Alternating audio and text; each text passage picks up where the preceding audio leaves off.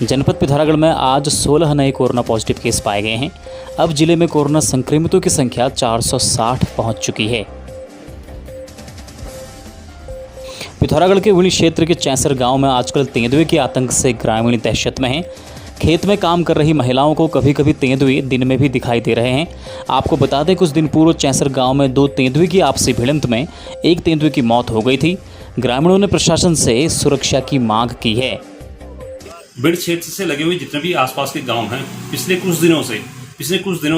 कुछ महीनों से यहाँ पे लगातार तेंदुओं की हरकत यहाँ पे बहुत से लोगों द्वारा देखी जा रही है। कम से कम यहाँ पे अनुमान लगाया जा रहा है 7 से 8 तेंदुए इस इलाके में एक्टिव है। एक तो घनी आबादी से ये पूरा ये क्षेत्र भरा पड़ा है और उसमें इस तरह से जंगली जानवरों का आना एक बहुत बड़े खतरे का अंदेशा है। और जैसा बीच में कुछ दिन पहले आपने देखा कि 2 बाघों की आपसी लड़ाई में एक इसमें खत्म हो गया था।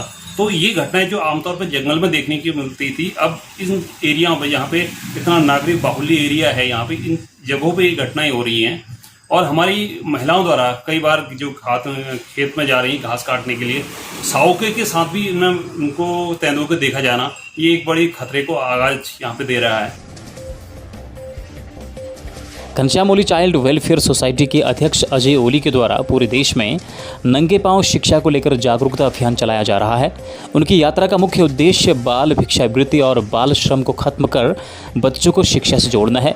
Limca book of world and India book of record holder Ajay Oli अब तक 97,000 से अधिक किलोमीटर की यात्रा पूरे देश के 108 शहरों में कर चुके हैं और 3,60,000 से अधिक लोगों को जागरूक कर चुके हैं। इंटरनेशनल वर्ल्ड लिटरेसी डे पर संस्था के अध्यक्ष और वॉलंटियर्स ने मिलकर केदारनाथ में लोगों को शिक्षा का महत्व बताया और भारत को बाल श्रम मुक्त बनाने का संदेश दिया।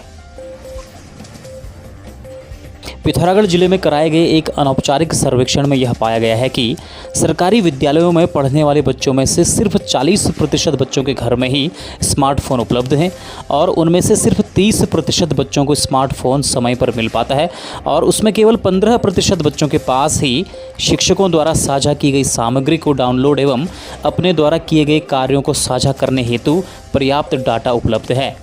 अधिकतर घरों में एक स्मार्टफोन से 2 या उससे अधिक बच्चे पढ़ते हैं। पिथौरागढ़ के कई विद्यालय दुर्गम क्षेत्रों में स्थित हैं और वहां अभी भी 4G नेटवर्क की पहुंच नहीं है। जनपद पिथौरागढ़ में नेटवर्क के खस्ताहाल के चलते बच्चों तक ऑनलाइन शिक्षा का लाभ नहीं पहुंच पा रहा है। आइडिया, एयरटेल, जियो, BSNL की कंपनियों के द्वारा रिचार्ज के पैसे पूरे वसूले जा रहे हैं, लेकिन नेट की स्पीड से लोग खासा परेशान हैं। मुनस्यारी के ग्राम सभा तोमिक के झापुली तोक के आपदा प्रभावित परिवार 2006 से आज तक आपदा की मार झेल रहे हैं। प्रभावित परिवारों के आवासीय भवन ध्वस्त हो चुके हैं, कृषि भूमि तबाह हो चुकी है। आपदा प्रभावित परिवार प्राइमरी स्कूल में शरण लिए हुए हैं। NSUI जिला उपाध्यक्ष विक्रम दानो ने बताया कि प्रशासन को बार बार अवगत कराने के बाद भी प्रशासन की ओर से इन प्रभावितों की सुध नहीं ली जा रही है। कोविड-19 काल में सराहनीय कार्य कर रहे 46 SPOs यानी कि स्पेशल पुलिस ऑफिसर्स को पुलिस अधीक्षक प्रीति प्रियदर्शनी ने सम्मानित किया। SP कार्यालय पिथौरागढ़ में आयोजित कार्यक्रम में पुलिस अधीक्षक ने SPO को कोरोना योद्धा सम्मान से नवाजा और उन्हें प्रमाण पत्र प्रदान किए। बेरीनाग में डॉक्टर बाबा साहेब भीमराव अंबेडकर जयंती आयोजन समिति ने बीमार व्यक्ति चंतोला तहसील कांडा जिला बागेश्वर निवासी शंकर राम को इलाज के लिए नगद 54,000 रुपये की राशि सहायता के रूप में दी। इस दौरान आयोजन समिति के अध्यक्ष हरिप्रसाद लोहिया, नवीन चंद्र आर्य, डॉक्टर पीराज, GL टमटा, सुरेंद्र ग्वासीकोटी सहित तमाम लोग उपस्थित रहे।